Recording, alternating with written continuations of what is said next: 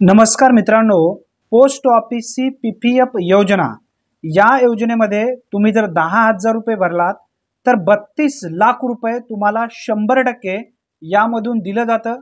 मित्रांनो, अनेक व्यक्तींना ही योजना माहिती नाही आहे, परंतु ही योजना सत्य आहे. याचा प्रूफ सुद्धा तुम्हाला मी या व्हिडिओच्या माध्यमातून दाखवणार आहे. कोणीही या योजनेमध्ये लाभ सहजरित्या घेऊ शकतो आणि या योजनेमध्ये लोन सुद्धा उपलब्ध आहे. पूर्ण डिटेल्स माहिती आपण समजून घेणार आहोत. सर्वप्रथम आपण याचा प्रूफ पाहूया. प्रूफ पाहण्यासाठी पीपीएफ योजना यावरती क्लिक करूया, म्हणजेच पब्लिक प्रोव्हिडंट फंड. आता यामध्ये जेव्हा आपण 10,000 रुपये इन्व्हेस्टमेंट करतो, 10,000 रुपये इन्व्हेस्टमेंट केल्यानंतर याचा जो आपल्याला लाभ मिळतो तो कशा पद्धतीने मिळतो आणि किती रुपयापर्यंत लाभ मिळतो याचा प्रूफ आपण समजून घेऊया. मित्रांनो बघा, टोटल इंटरेस्ट रेट जो आहे यामधून मिळणारा किती आहे आणि मॅच्युरिटी अमाउंट जो आहे तो किती आहे. मॅच्युरिटी अमाउंट सर्वप्रथम पहा, 31,55,680 रुपये मॅच्युरिटी अमाउंट आहे आणि इंटरेस्ट रेट जो आहे तुम्हाला यामधून मिळणारा 13,55,680 रुपये. आणि त्यानंतर तुमची टोटल जी रक्कम जमा होणारी आहे त्या रकमेवरती तुम्हाला कशा पद्धतीने हे पैसे मिळतात, कधी मिळतात. 2024 मध्ये पीपीएफ अकाउंट तुम्ही जर काढलात तर 2038 मध्ये तुम्हाला जी रक्कम मिळणारी आहे या ठिकाणी उल्लेख सुद्धा करण्यात आलेला आहे. टोटल बघा, 2038 मध्ये तुम्हाला 31,55,680 रुपये यामधून 100% यामध्ये दिलं जातं. मित्रांनो, या संदर्भातील पूर्ण माहिती, या योजनेबद्दलची डिटेल्स माहिती आपण या ठिकाणी समजून घेणार आहोत. सर्वप्रथम मी तुम्हाला प्रूफ दाखवला आहे, त्यानंतर आपण आता या योजनेबद्दलची माहिती समजून घेणार आहोत. ज्या लाभार्थ्यांना आतापर्यंत पीपीएफ योजनेबद्दल माहिती नाही आहे, ज्या लाभार्थ्यांनी पीपीएफ योजनेमध्ये इन्व्हेस्टमेंट करण्याचा विचार करत असतील तर अशा लाभार्थ्यांनी नक्की या पीपीएफ योजनेबद्दल जाणून घ्या. मित्रांनो, यावरती इन्फॉर्मेशन इंग्लिशमध्ये दिलेली आहे. आपण आता मराठीमध्ये सविस्तर पोस्ट ऑफिसच्या ज्या काही योजना आहेत या ऑफिशियल पोर्टलवरती जाणार आहेत. यावरून आपल्याला पीपीएफ योजनेबद्दलची डिटेल्स माहिती आपण समजून घेणार आहोत. मित्रांनो, आता या पीपीएफ योजनेला अनेक लाभार्थी लाभ घेत आहेत, या योजनेमध्ये इन्व्हेस्टमेंट करत आहेत, परंतु भरपूर असे लाभार्थी आहेत त्या लाभार्थ्यापर्यंत फक्त माहिती नाही आहे. आता या पीपीएफ योजनेलाच मराठीमध्ये भविष्य निर्वाह निधी असे सुद्धा म्हणतात, भविष्य निर्वाह निधी खाते. यालाच आपण इंग्लिशमध्ये पीपीएफ असे म्हणतो. 15 वर्ष सार्वजनिक भविष्य निर्वाह निधी खाते आहे. आता यामध्ये जो देय व्याज आहे, दर किती आहे, कालावधी कशा पद्धतीने आहे हे समजून घेणं आवश्यक आहे. मित्रांनो, सर्वात महत्त्वाचा पॉइंट म्हणजे 1 जानेवारी 2024 पासून व्याजदर जो आहे 7.1% प्रति वर्षासाठी आहे आणि याचा मुख्य असा या योजनेचा फायदा आहे वार्षिक चक्रवाढ व्याज यामध्ये उपलब्ध असल्यामुळं याचा फायदा सुद्धा खूप मोठ्या प्रमाणामध्ये अनेक व्यक्ती घेत आहेत. मित्रांनो, तुम्ही सुद्धा भविष्यामध्ये केवळ यामध्ये 10,000 रुपयेच नाही आहे तर 1,000 पासून आपण यामध्ये इन्व्हेस्टमेंट करू शकता आणि आपल्याला फायदा सुद्धा चांगल्या पद्धतीने याचा होणार आहे. आता खाते उघडण्यासाठी किमान रक्कम जी आहे आणि जास्तीत जास्त शिल्लक ठेवली जाऊ शकते. किती? किमान 500 रुपये आपण यामध्ये जमा करू शकतो आणि जास्तीत जास्त 1,50,000 रुपये आर्थिक एका वर्षामध्ये आपण यामध्ये एक रकमी ठेव जमा करू शकतो. मित्रांनो, तुमच्याकडे 500 रुपये जर तुम्ही मंथली इन्व्हेस्टमेंट करण्याचा विचार करत असाल तर 500 रुपयापासून आपण सुरुवात करू शकता आणि 1.5 लाख रुपयापर्यंत आपण एका वर्षासाठी यामध्ये इन्व्हेस्टमेंट करू शकता. आता खाते कोण उघडू शकते? निवासी भारतीयाद्वारे एकच प्रौढ व्यक्ती यामध्ये खाते उघडू शकतो. त्यानंतर अल्पवयीन, आता तुमचं वय 18 वर्षापेक्षा कमी आहे अशा व्यक्तीने आपल्या पालकाच्या मदतीने, आपल्या पालकाच्या नावाने आपण हे खाते उघडू शकतो असा सुद्धा उल्लेख या ठिकाणी करण्यात आलेला आहे. मित्रांनो, अतिशय महत्त्वपूर्ण ही माहिती आहे. देशभरात पोस्ट ऑफिस किंवा कोणत्याही बँकेत फक्त एकच खाते यामध्ये उघडता येतं. देशभरामध्ये कोणत्याही पोस्ट ऑफिस किंवा कोणत्याही बँकेमध्ये हे खाते तुम्ही उघडू शकतो. आता यामध्ये ठेव जी आहे, इन्व्हेस्टमेंट जी आहे ती कशा पद्धतीने असणार आहे? किमान ठेव एका आर्थिक वर्षात 500 रुपये आणि कमाल ठेव जी आहे 1.5 लाख रुपयापर्यंत आपण यामध्ये करू शकतो. आता कमाल मर्यादा जो आहे 1,50,000 रुपये आहे, त्याच्या किंवा तिची स्वतःच्या खात्यात आणि अल्पवयीन व्यक्तीच्या वतीने उघडलेल्या खात्यात केलेले ठेवीचा समावेश असेल. आर्थिक वर्षात कितीही हप्त्यामध्ये रक्कम रुपये म्हणजे 50च्या पटीने 1 लाख रुपये 50,000 पर्यंत आपण जमा करू शकतो. खाते रोखीने चेकद्वारे उघडले जाऊ शकते. धनादेशच्या पद्धतीने बाबतीत सरकारमध्ये धनादेश वसुलीची तारीख खाते हे खाते उघडण्याची तारीख खात्यात त्यानंतरही ठेव असेल। आता आयकर कायद्याच्या कलम 80C अंतर्गत ठेवी वजावटीसाठी पात्र ठरतात। हे सर्वात महत्त्वाचा पॉईंट ध्यानात ठेवा। त्यानंतर खाते बंद करणे, जर कोणत्याही आर्थिक वर्षात 500 रुपये किमान जमा न केल्यास PPF खाते बंद केले जाते। एका वर्षामध्ये जर तुम्ही 500 रुपये जमा नाही केलात, एका वर्षामध्ये तुम्ही ज्या पद्धतीने रक्कम जमा करता त्यासाठी किमान 500 रुपये त्यामध्ये जमा करावं लागतं। जर 500 रुपये नाही जमा केले तर ते खाते बंद पडतं। बंद झालेल्या खात्यावर कर्ज काढण्याची सुविधा उपलब्ध नाही। बंद केलेले खाते ठेवीदाराकडून खात्याच्या मुदतीपूर्वी किमान वर्गणी म्हणजे 500 रुपये प्लस जमा करून पुनर्जीवित केले जाऊ शकते। प्रत्येक डिफॉल्ट वर्षासाठी 50 रुपये तुम्हाला त्याची व्याज जी काय आहे ते भरावी लागते। आता आपण इंटरेस्ट रेट समजून घेऊया। वित्त मंत्रालयाने त्रैमासिक आधारावर अधिसूचित केल्याप्रमाणे व्याज लागू होईल।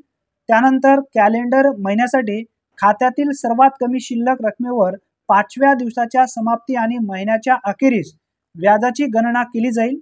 प्रत्येक आर्थिक वर्षाच्या शेवटी व्याज खात्यात जमा केली जाईल।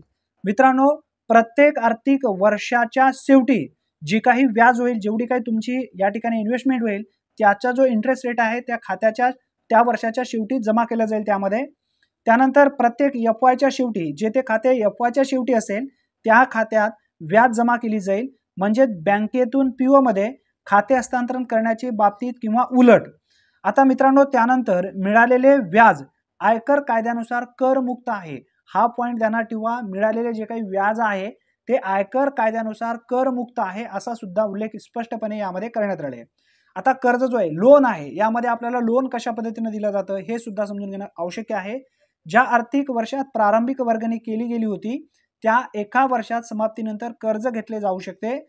ज्या वर्षात प्रारंभिक वर्गणी केली गेली होती त्या वर्षाच्या समाप्तीपासून 5 वर्षाच्या मुदती संपण्यापूर्वी कर्ज घेतले जाऊ शकते। कर्ज ज्या वर्षात लागू केले आहे त्या वर्षाच्या लगेच आधीच्या दुसऱ्या वर्षाच्या शेवटी त्याच्या क्रेडिटसाठी 25% पर्यंत कर्ज घेतले जाऊ शकते। म्हणजे 2012-13 मध्ये कर्ज घेतले तर 31/3/2011 रोजी शिल्लक क्रेडिटच्या 25% या ठिकाणी दिलं जाते। म्हणजे उदाहरण आपण पाहिलं, आर्थिक वर्षात फक्त एकच कर्ज घेतले जाऊ शकते। मित्रांनो, आर्थिक वर्षात फक्त एकदाच तुम्हाला कर्ज घेतले जाऊ शकते, कर्ज घेता येतं। आता त्यानंतर पुढचा जो पॉईंट आहे, पहिल्या कर्जाची परतफेड होईपर्यंत दुसरे कर्ज दिले जाणार नाही। पहिला जो कर्ज आहे तो जर तुमचा फिटला तर तुम्हाला परत कर्ज या ठिकाणी दिलं जाईल। घेतलेल्या कर्जाच्या 36 महिन्याच्या आत कर्जाची परतफेड केल्यास आर्थिक म्हणजे वार्षिक 1% दराने कर्जाचा जो काही व्याजदर आहे तो लागू राहणार आहे। त्यानंतर कर्ज घेतलेल्या कर्जाच्या 36 महिन्यानंतर कर्जाची परतफेड केल्यास दरवर्षी 6% व्याजदर कर्ज वाटपाच्या तारखेपासून लागू होईल असा सुद्धा उल्लेख या ठिकाणी करण्यात आलेला आहे। आता जो इन्व्हेस्टमेंट तुमचा जमा झालेला आहे, जी काही तुमचे पैसे जमा झालेले आहे, आता ते कशा पद्धतीने तुम्हाला काढता येणार आहे हे सुद्धा महत्त्वाचा पॉईंट आहे। खाते उघडण्याच्या वर्ष वगळून 5 वर्षांनी आर्थिक कालावधीत ग्राहक 1 पैसे काढू शकते। यामध्ये जर 2010-11 मध्ये खाते उघडले असेल तर 2016-17 दरम्यान किंवा त्यानंतर पैसे त्यामधून काढता येतात। आता पैसे काढण्याची रक्कम जी आहे चौथ्या मागील वर्षाच्या शेवटी किंवा अखेरीस क्रेडिटवरील जे काही शिल्लक असेल 50% पर्यंत घेतली जाऊ शकते। मागील वर्ष जे कमी असेल म्हणजे 2016-17, 31/3/2013 किंवा 31/3/2016 पर्यंत 50% पर्यंत जे काही रक्कम तुमची जमा जाईल कमी असेल ते पैसे तुम्हाला काढले जाऊ शकतात। हे उदाहरण आहे मित्रांनो। आता त्यानंतर आता मॅच्युरिटी, जी काही मॅच्युरिटी आहे ती मॅच्युरिटी कशा पद्धतीने असणार आहे हे सुद्धा समजून घेणं गरजेचं आहे। पुढे महत्त्वपूर्ण पॉईंट दिलेले आहेत ते समजून घ्या। खाते उघडण्याचे वित्तीय वर्ष वगळून 15 आर्थिक वर्षांनी खाते मॅच्युरिटी असेल। आता मॅच्युरिटी पिरियड किती वर्षाचा आहे? 15 वर्षाचा आहे। मुदतपूर्वी ठेवीदाराकडे खालील पर्याय आहेत। संबंधित पोस्ट ऑफिसमध्ये पासबुकसह खाते बंद करण्याचा फॉर्म सबमिट करून मॅच्युरिटी पेमेंट घेता येईल। ठेवीशिवाय तिच्या खाते मॅच्युरिटी व्हॅल्यू ठेवू शकते। PPF व्याजदर लागू होईल आणि पेमेंट केव्हाही घेता येईल किंवा प्रत्येक आर्थिक वर्षात 1 पैसे काढता येईल। पुढचा पॉईंट आहे, संबंधित पोस्ट ऑफिसमध्ये विहित एक्सटेन्शन फॉर्म सबमिट करून तिचे खाते पुढील 5 वर्षाच्या ब्लॅकसाठी आणि अशाच प्रकारे मॅच्युरिटीच्या 1 वर्षाच्या आत वाढू शकता। मित्रांनो, जर तुम्ही एकदा हे खाते बंद केलात तर परत ते खाते तुम्हाला उघडता येणार नाही. त्यासाठी आता जे काही तुमची मॅच्युरिटी संपली आहे त्यामध्ये जे काही पैसे जमा झालेले आहेत ते पैसे तुम्ही पुढील काही वर्षासाठी ठेवू शकता, जर तुमची इच्छा असेल तर. नसेल तर काही गरज नाही. ठेवीसह विस्तारित खात्यात 5 वर्षाच्या ब्लॅकमध्ये मॅच्युरिटीच्या वेळी 60% शिल्लक किडीच्या कमाल मर्यादेच्या अधीन प्रत्येक आर्थिक वर्षात एक पैसे काढले जाऊ शकते. मित्रांनो, आता काही कारणास्तव तुम्हाला खाते बंद करायचे म्हणजे अकाली बंद करायचे हे खाते, त्यावेळी काय करायचं? खाते ज्या वर्षात उघडले होते त्या वर्षाच्या अखेरीपासून 5 वर्षानंतर पुढील अटीच्या अधीन राहून मुदतपूर्व बंद करण्याची परवानगी दिली जाईल. खातेदार, जोडीदार किंवा आश्रित मुलांचा जीवघेणा आजार झाल्यास हे खाते बंद करता येणार. खातेदार किंवा अवलंबून असलेल्या मुलांच्या उच्च शिक्षणाच्या बाबतीत, त्यानंतर खातेधारकाच्या निवासी स्थितीत बदल झाल्यास म्हणजेच NRI झाले असल्यास, मुदतपूर्व बंद होण्याच्या वेळी खाते उघडण्याच्या तारखेपासून विस्ताराच्या तारखेपासून 1% व्याज वजा केली जाईल. यामध्ये 1% व्याज तुमची जी काही असेल ती वजा होणार आहे जर तुम्ही मध्येच खातं बंद केलं तर. संबंधित पोस्ट ऑफिसमध्ये पासबुक सह विहित फॉर्म सबमिट करून वरील अटीवर खाते बंद केले जाईल. आता या ठिकाणी जर खरंच तुम्हाला खाते बंद करायचे असेल तर वरी जी अटी दिलेली आहेत या अटीनुसार हे खाते तुमचे बंद होईल. आता खातेधारकाचा मृत्यू झाल्यास खाते बंद केले जाईल आणि नामनिर्देशित व्यक्ती किंवा कायदेशीर वारसांना खात्याची ठेवण्याच्या परवानगी दिली जाणार नाही आणि मृत्यूमुळे बंद होतानाच PPFचा व्याजदर मागील महिन्याच्या शेवटपर्यंत दिला जाईल ज्यामध्ये खाते बंद आहे. मित्रांनो, या ठिकाणी जी टीप देण्यात आली आहे सार्वजनिक भविष्य निर्वाह निधी नियम 2019 नुसार आहे. या संदर्भातील पूर्ण डिटेल्स माहितीसाठी तुमच्या जवळच्या पोस्ट ऑफिसमध्ये जा, PPF योजनेबद्दल डिटेल्स माहिती घ्या, त्यानंतर तुम्ही यामध्ये इन्व्हेस्टमेंट करायला सुरू करू शकता. मित्रांनो, अतिशय महत्त्वपूर्ण ही माहिती आहे. जास्तीत जास्त मित्रांपर्यंत नक्की शेअर करा. धन्यवाद. पुन्हा भेटूया. तोपर्यंत जय हिंद, जय महाराष्ट्र.